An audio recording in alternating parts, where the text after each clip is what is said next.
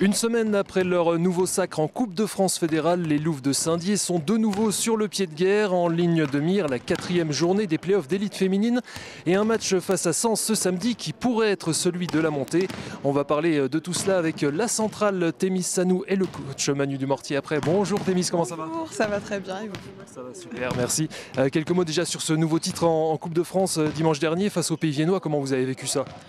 De la joie, beaucoup d'excitation et de fierté aussi du groupe parce qu'on a tenu, c'était un match très compliqué, que ce soit physiquement parce qu'on était beaucoup à sortir de maladie ou à entrer dans la maladie, mais aussi mentalement parce que pour le coup elles n'ont rien lâché de l'autre côté et c'était un très beau match à jouer, que ce soit en étant sur le terrain ou même je pense pour le public, on leur a montré ce que c'était qu'une belle finale et le résultat derrière c'était le plus beau résultat qu'on pouvait avoir, donc on était super heureuses. Il a fallu être forte, vous l'avez dit, hein, vous avez 4 balles de match dans le 4e et puis après il faut s'en remettre dedans pour gagner le tie-break.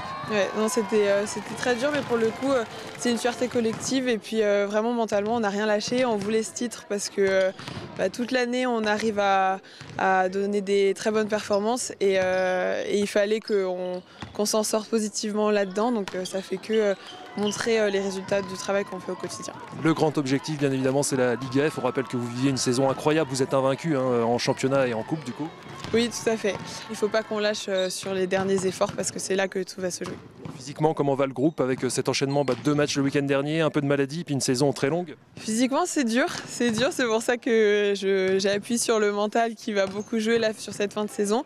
Mais bon, on est très bien accompagné, que ce soit avec notre préparateur physique Oussama qui fait en sorte justement qu'on soit à 100% de nos capacités le week-end. Donc on décharge un peu la semaine pour être efficace le week-end, donc ça va, on suit. Une grande échéance ce samedi, on va aller en parler avec le coach Manu Dumortier. Merci beaucoup Thémis. Merci à vous, bonne journée. Oui, ce match face à Sens qui, on l'a dit, pourrait être celui de la montée. On va en parler avec Manu Dumortier, déjà reposer un petit peu la base du classement. On l'a dit, ça pourrait être réglé ce week-end, ça devrait être réglé. On espère que ça va être le cas, voilà, parce qu'on doit s'imposer encore une fois et on veut que ce soit ce samedi contre Sens chez nous à domicile pour valider le ticket. On va tout faire en tout cas pour que ce match-là soit un nouveau succès. Victoire quel que soit le score, parce que vous avez 8 points d'avance aujourd'hui, on n'a pas envie de sortir la calculette en fin de saison. On n'a pas envie, on a envie de fêter ça et de gagner ce match dès samedi pour le fêter avec notre public. Et ça validerait aussi tout le bon travail qu'on a fait durant toute la saison, avec l'épopée de la coupe et le très beau succès en championnat, donc on va essayer de continuer.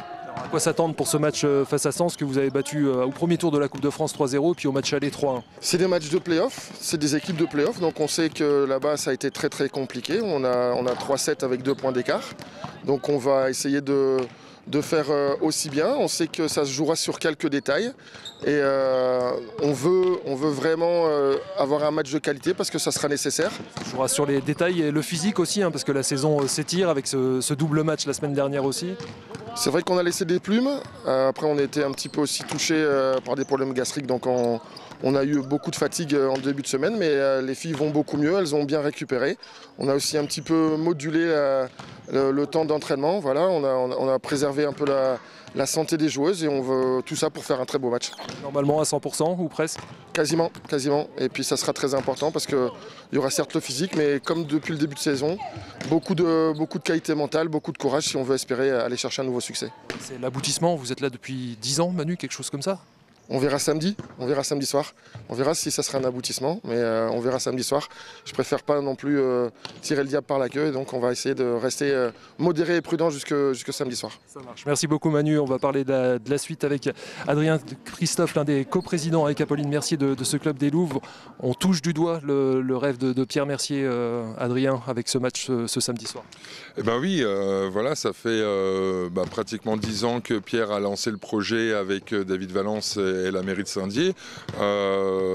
Encore une victoire et on arrivera à ce très très beau projet. Et on espère que ce sera samedi.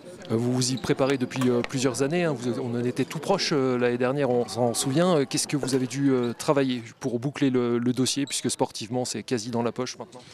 Eh ben, il y a beaucoup de réglementations. Alors, ce qu'on appelle la licence club. Donc, la licence club, c'est plein de points qu'il faut avoir pour pouvoir accéder au championnat LNV. On a tout le budget aussi qui est très important parce qu'on a un budget minimum et des salaires minimums à respecter en Liga. Donc, tout ça, ça fait pratiquement 1 an qu'on travaille dessus pour pouvoir répondre favorablement et qu'on soit surtout accepté en LNV. En gros, il faut aller chercher 200 000 € supplémentaires à peu près pour le club, les partenaires, les collectivités vous suivent? Alors oui, c'est ça, il nous faut un minimum de 1 million de budget, 1 million d'euros de budget. Pour l'instant, il nous manque 200 000 €. Donc oui, bien sûr, les institutionnels et les partenaires nous suivent, nous ont déjà renouvelé leur soutien au vu de cette saison. Et puis on espère aussi en trouver des nouveaux parce qu'on a vraiment besoin de pouvoir avoir aussi l'année prochaine des joueuses qui soient de qualité pour pouvoir se maintenir l'année prochaine aussi en Liga. Parce qu'on sait que c'est difficile pour les équipes d'élite qui montent, mais Bordeaux a prouvé que c'était possible de se maintenir. C'est ça, c'est-à-dire que depuis quelques années, on a toujours eu l'accédant qui redescendait. À part cette année, Bordeaux a fait un exploit. On peut le dire parce que de toute façon ils sont en play-off, donc en plus ils terminent 8e de la phase régulière, donc c'est super pour eux, ils ont fait une très belle saison et on aimerait aussi pourquoi pas faire pareil. Avant cela, il faudra donc valider sportivement cette accession. Première occasion ce samedi avec la réception de Sens. Une victoire quel que soit le score enverrait donc les Loups en Liga F. Début de la rencontre à 19h10 au Palais Omnisport Joseph Claudel. En élite masculine, deuxième journée des playdowns pour les Milans d'Épinal-Golbet qui se déplacent à Beauvais. Victoire impérative pour se relancer et préserver l'espoir du maintien.